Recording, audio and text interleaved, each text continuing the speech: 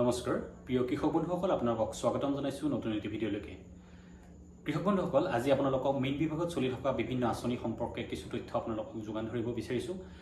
বৰ্তমান অসম চৰকাৰৰ মেইন বিভাগৰ দ্বাৰা বহুত আঁচনি বৰ্তমান চলি আছে তাৰ ভিতৰত প্ৰধান আঁচনিটো হৈছে প্ৰধানমন্ত্ৰী মৎস্য সম্পদ যোজনা যেটো নেকি আপোনাৰ ভাৰত চৰকাৰৰ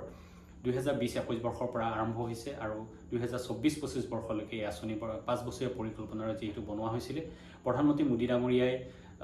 2020-21 বৰ্ষত প্ৰায় 20,000 কোটি টকা ব্যয়েৰে বা 20,000 কোটি টকা ব্যয়ৰ লক্ষ্য নিৰ্ধাৰণ কৰি অসমত যাতে নীল বিপ্লৱৰ জৰিয়তে আমি অৰ্থনৈতিক এটা বিপ্লৱ কঢ়িয়াই আনিব পাৰো আৰু মাছৰ উৎপাদন যাতে দুগুণ কৰিব পৰা যায় তাৰ লক্ষ্য নিৰ্ধাৰণ কৰি 2020-21 বৰ্ষৰ পৰা আৰম্ভ কৰিছিল প্ৰধানমন্ত্ৰী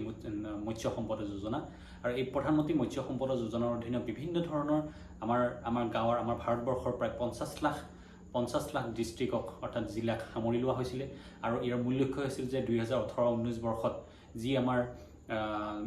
মাছৰ উৎপাদন আছিল 138 লাখ মেট্ৰিক টন প্ৰায় 138 লাখ 138 লাখ মেট্ৰিক টন মাছৰ উৎপাদন আছিল যাতে 2024-25 বৰ্ষত ইয়াৰ উৎপাদন 220 লাখ মেট্ৰিক টন হ'ব পাৰে তাৰ লক্ষ্য নিৰ্ধাৰণ কৰি 2020-21 বৰ্ষত আৰম্ভ কৰা হৈছিল প্ৰধানমন্ত্ৰী মৎস্য সম্পদ যোজনা আৰু এই আঁচনিৰ অধীনত বিভিন্ন ধৰণৰ আঁচনি আমাৰ অসমৰ লগত সংপৃক্ত হোৱাকৈ কিছুমান আঁচনি প্ৰস্তুত কৰা হৈছিল আৰু এই আঁচনিসমূহ প্ৰতি বছৰে ডিসেম্বৰ বা জানুৱাৰী মাহত আৰম্ভ কৰা হয় আৰু এই ক্ষেত্ৰত জিলা মেইন বিভাগে প্ৰত্যেকখন জিলাৰ মেইন বিভাগে বা ডাইৰেক্টৰ অফ ফিচাৰিজ অৰ্থাৎ গুৱাহাটীৰ ফালৰ পৰা এডভাৰটাইজমেন্ট অৰ্থাৎ মানে আবেদন পত্ৰ বিচৰা হয় গতিকে ব্লক লেভেলে হওক বা বিভিন্ন ধৰণৰ য'ত আপোনালোকে নিউজ পেপাৰ বা দৈনিক নিউজ পেপাৰসমূহ চালে আপোনালোকে গম পাব যে তাত আপোনালোকে গম পাব যে তাত প্ৰতি বছৰৰ প্ৰায় জানুৱাৰী বা ফেব্ৰুৱাৰী মাহত এই আঁচনিসমূহৰ আবেদন প্ৰক্ৰিয়া আৰম্ভ হৈ যায় গতিকে এই আঁচনিৰ অধীনত আপোনালোকে কেনেকুৱা ধৰণৰ আঁচনি আছে বা এই আঁচনিসমূহ কেনেদৰে আপোনালোকে ল'ব পাৰিব ইয়াৰ সুবিধা কেনেদৰে ল'ব পাৰিব বা কি আঁচনি আছে তাৰ কিছু তথ্য আপোনালোকক যোগান ধৰিব বিচাৰিছো মোৰ লগত আছে প্ৰধানমন্ত্ৰী মৎস্য সম্পদ যোজনাৰ অধীনৰ এখন বুকলেট য'ত নেকি আপোনালোকে গম পাব যে আপোনালোকৰ আমাৰ সাধাৰণ কৃষকসকলৰ বাবে আমাৰ যিসকল মীন পালনৰ লগত জড়িত তেওঁলোকৰ বাবে নতুন পুখুৰী নিৰ্মাণৰ বাবে চৰকাৰী আঁচনি বৰ্তমান ধৰিছে আমাৰ প্ৰধানমন্ত্ৰী মৎস্য সম্পদ যোজনা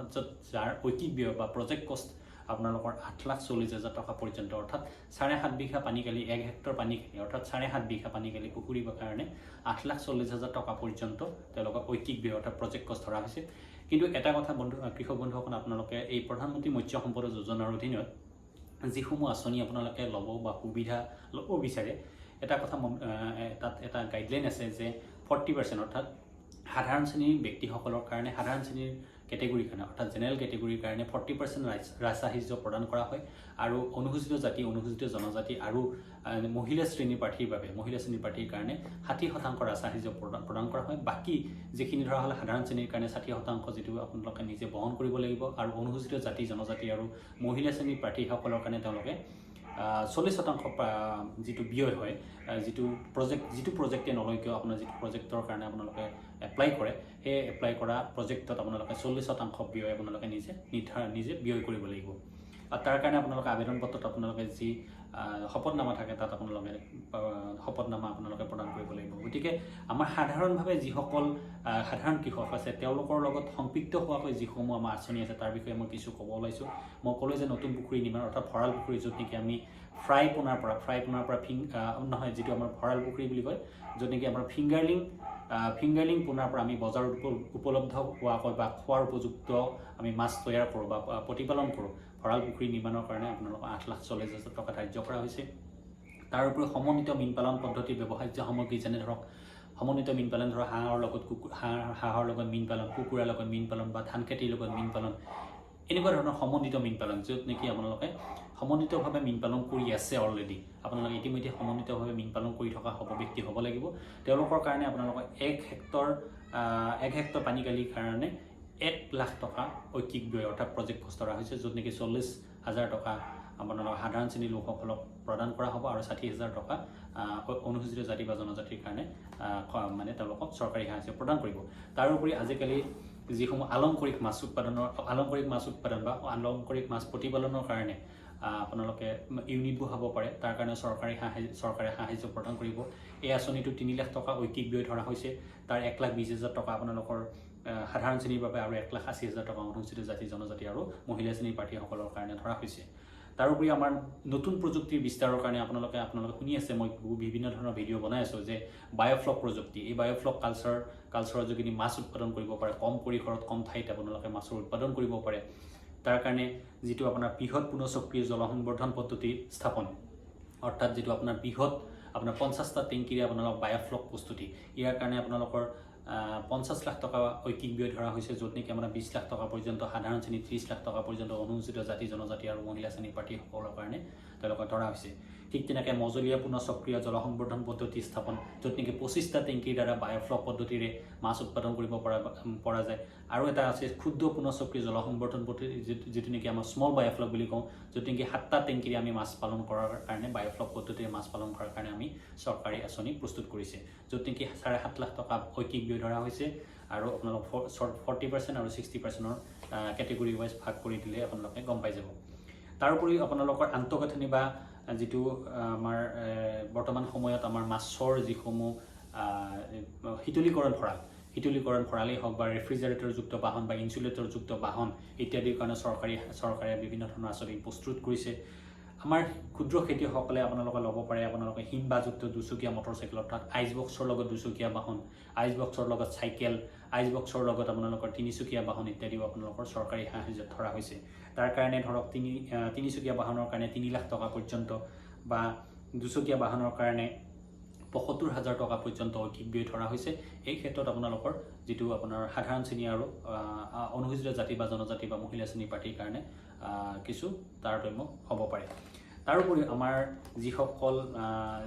আমাৰ যি মাছৰ খাদ্যৰ কাৰণে মাছৰ যিসমূহ খাদ্য প্ৰস্তুতকৰণ কাৰখানা, তাৰ কাৰণেও যথেষ্ট আঁচনি ধৰা হৈছে। কিছুমান ডাঙৰ কাৰখানা প্ৰস্তুতৰ কাৰণে মজলীয়া কাৰখানা বা ক্ষুদ্ৰ মানে মাছৰ খাদ্য প্ৰস্তুতকৰণৰ আঁচনিও কিছুমান ধৰা হৈছে, য'ত নেকি আমাৰ 30 লাখ টকা বা 1 কোটি টকা পৰ্যন্ত আপোনালোকৰ সাহায্য প্ৰদান কৰাৰ কাৰণে চৰকাৰী সাহায্য প্ৰদান কৰে। আৰু এনেকুৱা ধৰণৰ আঁচনি বৰ্তমান প্ৰধানমন্ত্ৰী মৎস্য সম্পদ যোজনাৰ অধীনত বৰ্তমান চলি আছে। ইয়াৰ উপৰিও আপোনালোকৰ যেনেকুৱা ধৰক আমাৰ যিসকলে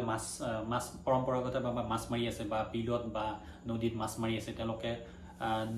বিভিন্ন সময়ত নাও বা জালৰ প্ৰয়োজন হয়। তেওঁলোকৰ নাও আৰু জালৰ কাৰণেও বিভিন্ন ধৰণৰ আঁচনি প্ৰস্তুত কৰা হৈছে। তাৰ কাৰণে নাও আৰু জালৰ কাৰণে 5 লাখ টকা ঐকিক ব্যয় হিচাপে চৰকাৰী সাহায্য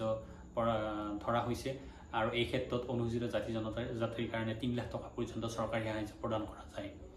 গতিকে আমাৰ মাছ ধৰা বা যিসমূহ মাছমৰীয়াসকলৰ বীমাকৰণ, এই আঁচনিটো বৰ বিশেষভাৱে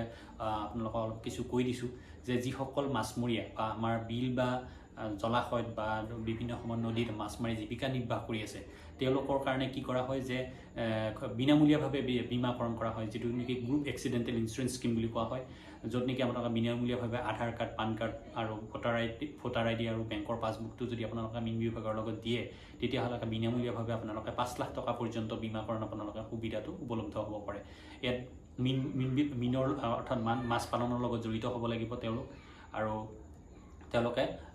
এই বীমাকৰণটো সুবিধা এতিয়াও ল'ব পাৰে আৰু তেওঁলোকৰ এই বীমাকৰণ আঁচনিটো বৰ্তমানো চলি আছে। তাৰপিছত আহিলে আপোনাৰ যিটো আইনমতে মাছ ধৰা বন্ধ ৰখা সময়ছোৱাত, অৰ্থাৎ 1 এপ্ৰিলৰ পৰা 15 জুলাই পৰ্যন্ত আমাৰ যিহেতু মীন আইনমতে কিছুমান মাছ ধৰা বন্ধ থাকে, এইখিনি সময়ত মাছে প্ৰজনন কৰে। গতিকে এই প্ৰজনন কৰা সময়ছোৱাত আমাৰ যিহেতু মাছ মৰা বন্ধ থাকে, এই সময়ছোৱাত ভাৰত চৰকাৰে যিসকল মীন পালক আছে বা ফিছ ফাৰ্মাৰ আছে বা মাছমৰীয়া আছে, তেওঁলোকৰ কাৰণে 3,000 টকা পৰ্যন্ত সাহায্য প্ৰদান কৰে। গতিকে ইয়াৰ বাবে আপোনালোকে এপ্লাই কৰিব, সুবিধা গ্ৰহণ কৰিব পাৰে। গতিকে এনেকুৱা ধৰণৰ যিসমূহ আঁচনি, বহুত ধৰণৰ আঁচনি আছে আৰু এই আঁচনিৰ অধীনত আপোনালোকে সুবিধা ল'ব পাৰে। গতিকে বৰ বিশেষ দেৰি হোৱা নাই, 2020-21 বৰ্ষৰ পৰা আৰম্ভ হৈছে, 2021-22 বৰ্ষ ইতিমধ্যে চলি আছে আৰু 22-23 বৰ্ষ অৰ্থাৎ ডিচেম্বৰৰ পৰা ফেব্ৰুৱাৰীৰ ভিতৰত আমাৰ 22-23 বৰ্ষ আৰম্ভ হ'ব। আৰু তেতিয়া আপোনালোকে গম পাব যে বিভিন্ন ধৰণৰ বাতৰি কাগজ বা বিভিন্ন ব্লগ লেভেল, গাঁও পঞ্চায়ত লেভেলত আপোনালোকৰ এডভাৰটাইজমেণ্টসমূহ গুচি যাব। তেতিয়া আপোনালোকে যিসকল ব্যক্তিয়ে মীন পালনৰ লগত বা মীন পালন কৰি স্বাৱলম্বী হ'ব বিচাৰিছে বা মীন পালনৰ লগত সংযুক্ত হ'ব বিচাৰিছে, তেওঁলোকে বা অলৰেডি তেওঁলোকৰ ধৰক